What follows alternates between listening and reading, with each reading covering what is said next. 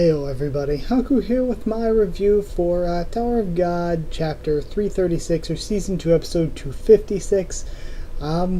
Yeah, this one's a day late, I guess, because I wanted to focus on the Little Witch Academia review yesterday, and I'm just really behind on stuff in general for some reason. It feels like everything's taken me much longer this week than normally.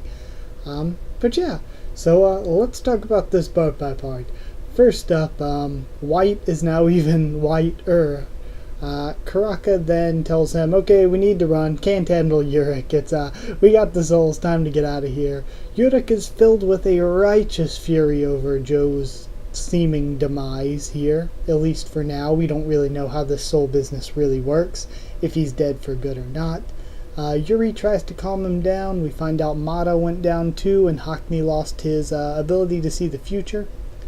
Bomb says that he can't stand by as everybody dies. He's got to go do something about this, because Bomb's a good guy. I say that quite often. So then Ryun, Bomb, Andrasi, Kun, Yuri, and Yurik all go to Deja's castle. Ryun says that she knows FUG's escape path, so maybe they can chase him down that way, but Karaka and White are pretty quick, so maybe they already escaped. Maybe they won't be able to catch up. Switching over and seeing things from their perspective again, Karaka talks Joaquin out of fighting until he's fully complete, until he gets the rest of his body, essentially. And there is some more I want to talk about that in the blog, but we'll talk about that when we get to the blog stuff.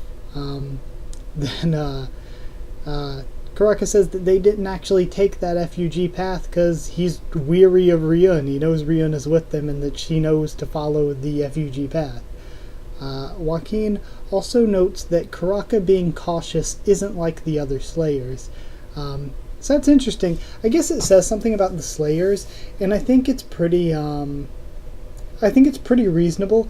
Probably most of the Slayers are a bit confident, maybe even to the point of arrogance, because they're Slayers. They're some of the strongest people in the tower. Their jobs are to take down the 10 family heads in Zahard.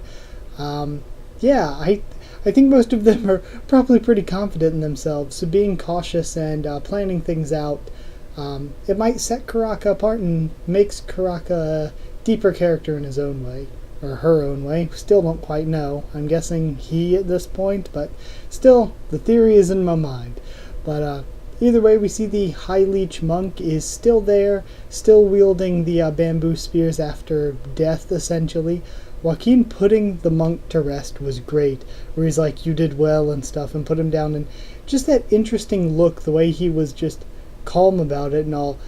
And Joaquin, I know Karaka notes that it seems like he's in more control over his actions now that he has more power, but it's just really interesting how we've seen the shift in him, almost working towards the good guy shift. We're gonna see the good guy Joaquin eventually, maybe.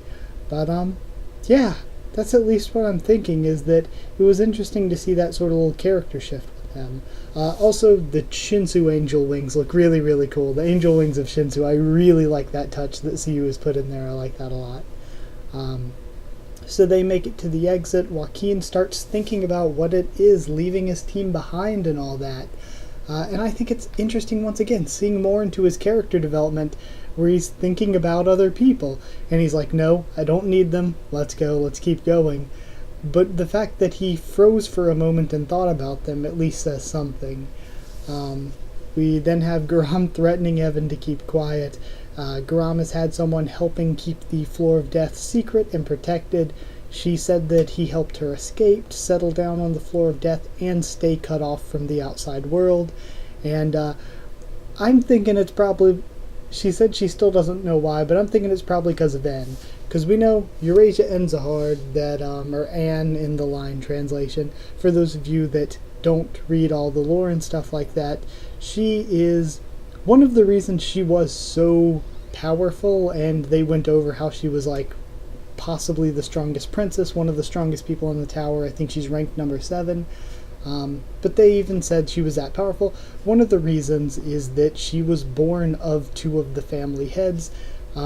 Eurasia Blossom had her with Bidau Gustang as the father, And since she went crazy and was imprisoned by Zahard and stuff, I feel like Gustang is probably not too happy about that. Though the whole princess thing was his idea from what Garam said in the first place, so it's interesting. Either way, I think he's looking after Garam because Garam went to see N when she was imprisoned. I think that's the crux of it all. So yeah, Gustang's here in the story. It's really cool to see a 10 family head actually in the main story. So before I move into my full thoughts, or my general thoughts, some stuff from the blog. Siu says that he's sick and he's going to be taking a week off. And I've said it before, but I think he should take a week off a little bit more often, like at least every month or two. Just take a week off to help with his health so that he doesn't have to take a big hiatus whenever he gets like really ill from overworking. But yeah, he's taking a week off. So I think what I'm going to do is next week, since there's no live reaction or review, I think I've got a special video in mind. So I'm going to do a different Tower of God video next week in place of the two of those. So there will be something Tower of God related next week. Another thing from the blog, he says that White has horrible luck with running into opponents. I think that's more Karaka than White. Karaka just constantly runs into Yuri, runs into Yurik Mazano, now running into Bidau Gustang. Like, just no luck at all for Karaka. CU also says that White is still far from his full power because he doesn't have all of his bodies. And that was another thing I wanted to bring up, is that there was some talking from the translators how body is maybe a better translation than clone, because they're not really clones. I mean, we all know that they're not clones. They're the 5 siblings that fuse together to make White, but Joaquin is the dominant personality. Because Joaquin is kind of the ambitious little bitch. So yeah, I think it's interesting to note, and I like that translation a lot better because, like I said, they're not really actually clones. I mean, Albelda isn't really the original Albelda anymore. She's been changed around because of fusing with the souls. But either way, yeah. So he's not at full power until he gets his whole body back by absorbing that last clone, apparently. Also, he said that he wants to write Joaquin to look White to look both elegant and strong, which is why he decided on the way he did the passing attack on the monk. So yeah, that's it for the blog info. Some thoughts I had. Like I said, I really enjoyed this week's chapter. I'm loving the art style that Siu's using for Joaquin, just the angel wings of Shinsu, the swords of Shinsu, the sort of, I guess, really white, glowing, almost angelic looking color scheme, the crowns and stuff. I think it's a really cool design and art style for him and his attacks. So yeah, I'm really liking what Siu's doing with Joaquin and with his character as well. The way we saw him thinking about his teammates, even if just for a moment and stuff like that. I think that, what he did when he was passing by the monk, I think that stuff like that's really good for the character. When we see stuff like that for any character, it's good, really. Yeah, another thought, where the fuck is Wangnan? We have not seen that case with Yura and Wangnan and Misang and all them in a while. And Bomb still doesn't know about Rachel killing Akraptor from what we know.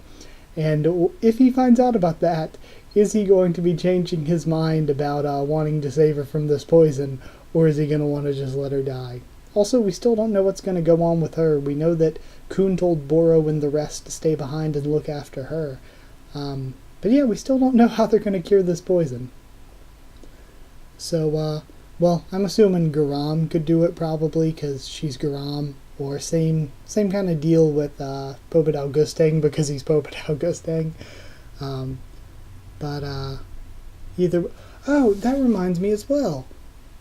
Irudo is here. She's from the Eurasia family. Supposedly after the Eurasia N incident, marriage between the Eurasia and Bidau Gustang family was forbidden, and the two families are on bad terms. So it'll be interesting if Bidau Gustang's here and we actually have a member of the Eurasia family here.